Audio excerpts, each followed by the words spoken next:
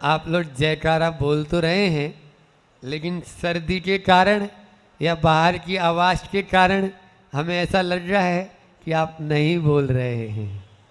ऐसा तो नहीं लग रहा ना? बोल रहे हैं लेकिन धीरे बोल रहे हैं। जब कभी भी प्रभु की आराधना करने का समय आए तो मन से, वचन से और काय से अच्छे दिल खोल कर करो। और जब कभी भी पाप करने का समय आए, असंयम की ओर जाने लुढ़कने का समय आए, तो मन मारकर करो। जेल में चक्की पीस रहे हैं, ऐसा करो, पाप से बच जाएंगे और पुण्य आता रहेगा।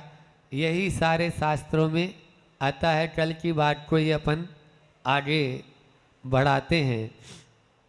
कल अपन ने गाथा ली थी कारिका, वरम व्रते पदम देवम न वर्तिर वत नारकम छाया तपस्तयोर्वेदा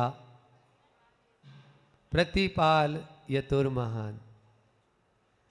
बहुत ही सटीक गाता है। आचार्य श्री जी के मुझ से कई बार मुठार विंद से बहुत बार यह गाथा सुनी। क्यों? क्योंकि एक पक्ष ऐसा है, आज अपना ही अंग था और वो अंग व्रतों को हे मानने लगा है। वहां पर आचार्य भगवान ने पूज्यपाद स्वामी को मालूम था कि आने वाले समय में ऐसे भी महानुभाव हो जाएंगे, इसलिए उसी समय यह गाथा लिख दी।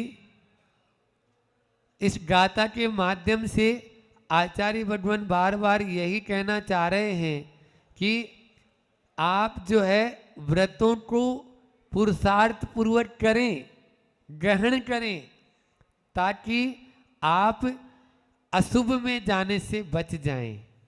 अशुभ में जाने से बचना है तो हमें इन सब पुण्य कर्मों का आलंबन लेना होगा। अभी जितनी देर आप यहाँ बैठे हो तो कोई घर गृहस्थी की, खाने पीने की, मौज मस्ती की बातें हो रही है? नहीं हो रही है। कोई याद आ रही है? नहीं आ रही है। तो ये सब क्या है? यही तो संयम है, यही तो व्रत है। इतनी देर तो यही हमारे लिए आलंबनीय है।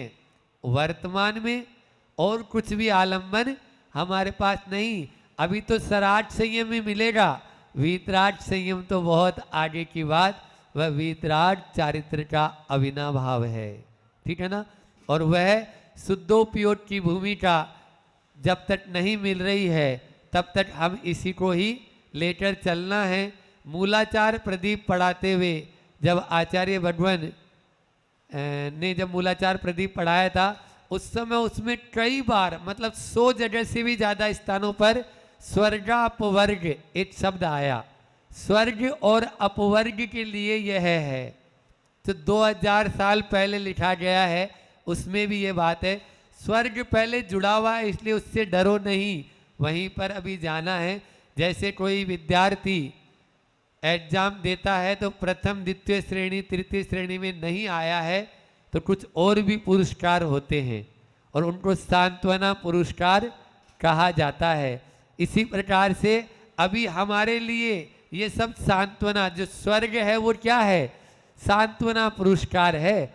उसमें उलझना भी नहीं है। वो सांत्वना पुरस्कार के रूप में अपन को मिला है, मिल रहा है या मिलेगा, लेकिन उसके माध्यम से हमें वहां अटकना भी नहीं है। जब ऐसी बात होती है तो आगे वाली कारिका में देखो स्वयं कह रहे हैं कि जब स्वर्ग के लिए यह पुरुषार्थ कर रहे हैं या व्रतों के माध्यम से हम नियम के माध्यम से करेंगे, तो फिर आत्मा की अनुभूति की क्या बात करना? फिर तो ये व्रतों को ही करते रहे, इन्हीं नियम संयम आदि जो है इनमें ही उलझे रहे, इन्हीं को करते रहेंगे। नहीं तो इनका आयोजन के प्रयोजन को मत भूलो। क्या कहा मैंने? ये सब जितने भी आयोजन, चाहे वो श्रावण संस्कार में भी मैंने बोला था, चाहे वो शिविर लगा रहे हैं अपन, चाहे यहाँ बैठकर आप प्रवचन सुन रहे हैं, चाहे यहाँ एक जिनालय, भव्य जिनालय, पाषाण का जिनालय बनना है, तो ये सब आयोजन है। लेकिन इन सब का प्रयोजन क्या है? प्रयोजन है हमें हमारी आत्मा की उपलब्धि कर लेना, उस आत्मा की ओर दृष्टि दे देना। वही बात आचार्य भगवान आगे वाली कारिका में कह रहे हैं। यत्र भावै शिवम दत्ते द्योटकीय दूरवर्तिनी यो नयत्यासु द्रव्युतिम क्रोशार्दे किम ससीदति। बहुत ही अच्छा उदाहरण देते हुए आचार्य, अब सब कारिकाओं में उदाहरण हैं और उस उदाहरण के माध्यम से इष्टोपदेश में इसीलिए वो इतना सरल और इतना सहज अपन को लगता है कि वो अपने ही लिए कह रहे हैं, ऐसा लगता है। और इसको तो हर व्यक्ति को याद ही रखना है। आचार्य भगवान बार बार कहते हैं कि ये जो है हमेशा मुठाग्र हो जाए, ऐसा अपन को इस इष्टोपदेश को याद रखना है। उदाहरण के माध्यम से देखो, इस कारिका में बहुत सटीक उदाहरण क्या दे रहे हैं। यो नयति आसु द्रव्युतिम, यह जो आंसू शीघ्र ही चला जाता है लेकर, द्रव्युतिम मतलब होता है 2 कोस। जो 2 कोस जाने की कैपेसिटी रखता है, क्या वो आधा कोस नहीं चल पाएगा? चल लेगा ना, आधा कोस तुरंत चल लेगा। जब वो ज्यादा काम कर सकता है तो कम तो कर ही लेगा। इसी प्रकार कहते हैं यत्र भाव शिवम दत्ते, जो शिव सुख देने की कैपेसिटी रखता है, जो शिव सुख देने की कैपेसिटी हमारे में है, वह आत्मा अनुभूति। जो कियत दूरवर्तनी, उसके लिए संसार क्या दूर है? वो तो एक, जैसे हम जब भी खेती करेंगे तो किसके लिए करेंगे? धान के लिए। तो भूसा तो प्राप्त होगा ना, भूसा के लिए खेती थोड़ी करना है। तो आपको स्वर्ग का उद्देश्य नहीं रखना है, आपको उद्देश्य क्या रखना है? आत्मानुभूति। स्वर्ग तो फ्री फोकट में प्राप्त हो ही जाएगा, उसके लिए अलग से पुरुषार्थ करने की आवश्यकता नहीं है। वो तो आपको स्कीम है, एक के साथ एक फ्री चलता है ना आजकल आपके यहाँ पर, एक के साथ 2 फ्री भी हो जाते हैं। तो ऐसे ही है, लेकिन उस स्कीम में मत उलझो, क्योंकि मूल में हमें उसमें भूल मत करो।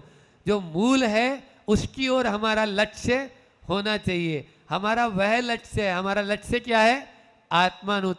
अनुभूति, आत्मानुराग, हमारी निज आत्मा को परमात्मा बनाने वाले। आगे जो कारिकाएं आएगी उनके अंदर आएगा, तो इनके माध्यम से हम करते हैं। जो भी उदाहरण देखो कितना अच्छा दिया है कि जो 2 कोस, जैसे मान लीजिए भोजन के लिए किसी ने बुलाया है तो 5 सुपारी तो खिलाएगा ना, भोजन करा रहा है तो उसको 5 सुपारी तो खिलाना ही। लेकिन उस 5 सुपारी का उद्देश्य नहीं है, मूल उद्देश्य क्या है?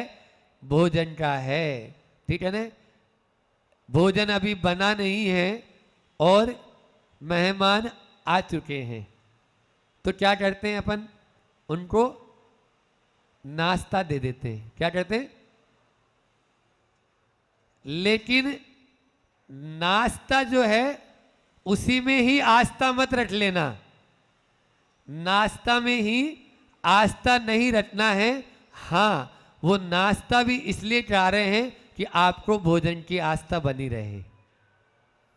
वो नाश्ता भी इसलिए खा रहे हैं ताकि आपको भोजन की आस्था बनी रहे कि हाँ भोजन अभी थोड़ी देर में तैयार होने वाला है। भोजन, ये स्वर्ग आदि जो मिल रहे हैं ये क्या है? नाश्ता है। अब इसको भोजन नहीं मान लेना, लेकिन कुछ लोग अपना उद्देश्य उसी को मान रखे हैं, तो निश्चित रूप से मान के चलिए कल्याण होने वाला नहीं है। आप देखिए सर्वश्रेष्ठ पद कौन सा है? तीर्थंकर पद है। नाम कर्म की जब चर्चा की थी उस समय हमने आपको बताया था कि तीर्थंकर पद जो है वो इस पर्याय का सर्वश्रेष्ठ पद या इससे मुक्ति दिलाने वाला है, इस शरीर से भी। तो बाकी सब पद निदान से प्राप्त हो जाएंगे। चक्रवर्ती का, नारायण प्रति नारायण का निदान से प्राप्त हो सकता है, लेकिन तीर्थंकर का पद वो तो आस्था और श्रद्धान से ही होगा, और वो भी निर्मल दृष्टि, दृष्टि में भी निर्मलता, सब में दर्शन में भी और निर्मलता, तब दर्शन विशुद्धि भावना उसके लिए अनिवार्य बताई। खूब विस्तार से इस पर अपन ने चर्चा की है। तो वह तीर्थंकर पद जो है वह हमको किस प्रकार से प्राप्त होता है, तो जहां पर हमारी आस्था उस स्वर्ग में नहीं अटके तब ही जो है हमारा होगा। हम उसको निदान से प्राप्त नहीं कर सकते हैं। यहाँ पर यही कहना चाह रहे हैं कि चक्रवर्ती आदि पद जो निदान से प्राप्त हो रहे हैं उसमें भी उनका देखो भाव, चक्रवर्ती के पास में कोई कमी है नहीं है, उसके पास में 96,000 रानियां, 9 निधियां सब है, लेकिन फिर भी वह तीनों संध्या कालों, महापुराण उठा के पढ़ो तो तीनों संध्या कालों में जिस समय सामायिक का समय होता है हाथ पे हाथ धरकर बैठ जाता है। बोलो, जिसके पास में इतना वैभव है वो वैभव भी सब त्याग कर बैठ जाता है। जब अष्टानिका पर्व आने वाला है आपके इधर भी, अभी अष्टानिका पर्व में उन 96,000 रानियों के साथ में सफेद वस्त्रों में वो सारी रानियां रहती है, एक ड्रेस के अंदर, कितना अच्छा लगता होगा। सिद्ध चक्र महामंडल विधान वह करता, वहां महापुराण में उठा के देख लो। तो वह 96,000 रानियों के साथ में क्यों? क्योंकि उसकी दृष्टि भक्ति और मुक्ति की ओर है, भुक्ति की ओर नहीं है। आप सबकी दृष्टि भुक्ति की ओर है, मुक्ति की ओर दृष्टि रखो, भुक्ति की ओर मत रखो। यहाँ पर आचार्य भगवान ये कहना चाह रहे हैं भुक्ति तो आपको अपना आप ही प्राप्त हो जाएगी, जो मुक्ति की ओर दृष्टि रखेगा उसको भुक्ति की चिंता करने की आवश्यकता नहीं है। इसलिए भक्ति में श्रद्धा रखो, भक्ति के साथ में यदि मुक्ति की ओर श्रद्धा रखेंगे तो भुक्ति आपको चिंता करने की आवश्यकता नहीं है। लेकिन हम तो ये कहते हैं महाराज पापी पेट का सवाल है, इस पेट का सवाल है। सुबह से लेकर शाम तक आप देख लेना कितने अपन अनर्थ कर रहे हैं, सब उसी के पीछे कर रहे हैं। किसके पीछे कर रहे हैं? केवल उस पेट के पीछे। लेकिन नहीं, यदि आपका वैराग्य दृढ़ होगा, यदि मोक्ष मार्ग की ओर श्रद्धान होगा, जैसे उस चक्रवर्ती का श्रद्धान, घर में रहकर भी वैरागी क्यों कहलाता है वो? बोलो, घर में रहकर भी, भरत जी घर में रह के वैरागी सुना है ना आपने? तो वैरागी ऐसे ही नहीं होंगे। वैरागी के लिए आपको वो प्रतिदिन चोटा लगाता था और प्रतिदिन नीचे जाके पड़जान करता था। 84 खंड का महल था ना दीदी? कितने खंड का महल था उसका? महल 84 माला। कितना माला? हाँ, आपके यहाँ है मंडी बामोरा में? बोलो। ऊपर, सबसे ऊपर रहता था और पैदल, लिफ्ट से नहीं, पैदल उतरता था, चढ़ता था और स्वयं भी, और महाराज को भी पड़जान करके पैदल लेके जाता था। ये आया है वहां पर शास्त्रों में कि महाराज से बोलता है चढ़ते हुए सीढ़ी में कि महाराज जैसी कुटिलता, वक्रता इन सीढ़ियों में, उससे ज्यादा भी मेरा मन कुटिल है। ये चक्रवर्ती बोल रहा है। इसलिए अपन कहाँ उसके सामने लगते हैं आप लोग। इसलिए आप लोग इस चीज को ध्यान में रखें। इस गाथा के माध्यम से आचार्य भगवान की उस बात को अपन हृदय करें कि जो 2 कोस चलने की कैपेसिटी रखता है वो आधा कोस तो ऐसे ही चल लेगा। जो शिव सुख देने की, यत्र भाव शिवम दत्ते, जो शिव सुख में हमको धरने की क्षमता रख रहा है वो स्वर्ग में तो रख ही सकता है। आचार्य श्री जी का पद्य अनुवाद पढ़ते और अपनी वाणी को विराम देते हैं, क्योंकि समय अपने पास में इतना ही हो भी चुका है आप लोगों का। जिन भावों के नियम रूप ले मिलता है जब शिवपुर है, उन भावों से भला बता दो क्या न मिलता सुरपुर है। दुर्गति से हो वाहन यात्रा कई योजनों की करता, अर्ध कोस की यात्रा करने में भी क्या वह भी डरता। आधे कोस की यात्रा में भी क्यों डरता है? ये अभी 3-4 दिन पहले पढ़े नहीं अपन ने, कल वाला पढ़ लेते हैं। बहुत ही अच्छा व्रत पालन से सुरपुर में जा सुरपद पाना इष्ट रहा, पर व्रत बिन नरकों में गिरना खेद किसे वह इष्ट रहा। घनी छाँव में घनी धूप में स्थिर हो अंतर पहचानो, अरे हितेशी व्रताव्रतों में कितना अंतर तुम जानो। व्रता अव्रतों में कितना अंतर है तुम जानो। आचार्य श्री ने बहुत सारे पद्यानुवाद सबके ही लिखे हैं, द्रव्य संजय के तो बल्कि दोनों में लिखे हैं। और उनका सबसे प्रिय छंद है, पता है आप लोग कौन सा है जो अभी ये पढ़ रहे हैं, कौन से छंद में है? बोलो, दीदी लोग बताएगी। ज्ञानोदय छंद। आचार्य श्री जी के जो गुरुवर हैं ज्ञान सागर जी महाराज, हालांकि छंद का नाम भी ज्ञानोदय है। तो ये ज्ञानोदय छंद में ही सबसे ज्यादा, चाहे वो समय सार हो चाहे वो प्रवचन सार हो, इतने 400 500 कारिकाओं के जो ग्रंथ हैं उनको सबको भी इसी प्रकार से उन्होंने गूंथ दिया है, एक एक यानी सारे छंद। और ज्ञानोदय छंद के सबसे ज्यादा है, फिर बसंत तिलका भी है और अन्य अनुष्टुप आदि भी उन्होंने लिखे हैं।